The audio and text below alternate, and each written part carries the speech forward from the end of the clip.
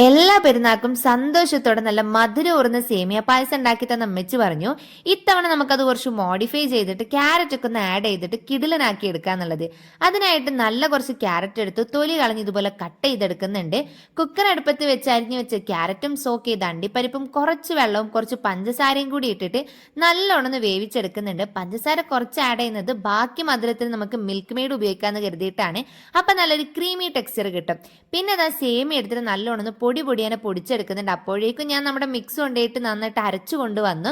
പിന്നെ അതാ പാത്രം എടുത്ത് അടുപ്പത്ത് വെക്കുക. അതിലോട്ട് നമ്മുടെ മിക്സും സേമിയയും കൂടി ഇട്ടിട്ട് നന്നായിട്ടൊന്ന് ഇളക്കി ഇത്തിരി ഒന്ന് വെന്ത് വന്നതിന് ശേഷം സാബുനരി ഇട്ട് കൊടുക്കുക. പിന്നെ നമ്മുടെ മധുരത്തിന് ആവശ്യമായിട്ടുള്ള മിൽക്ക് മെയ്ഡും കൂടി ഒഴിച്ചു കൊടുക്കുക.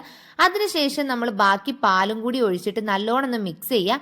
വറുത്ത് വെച്ചിട്ടുണ്ടായിരുന്ന അണ്ടിപ്പരിപ്പ് മുന്തിരിയും കൂടി ഇട്ട് കൊടുക്കുക. നല്ലോണം ഒന്ന് തിളച്ചതിന് ശേഷം ഓഫ് ആക്കിയിട്ട് നല്ലോണം തണുത്തിട്ടൊന്ന് കുടിച്ചാൽ നല്ല ടേസ്റ്റി ആയിരിക്കും. മസ്റ്റ് ആയിട്ടും ട്രൈ ചെയ്തു.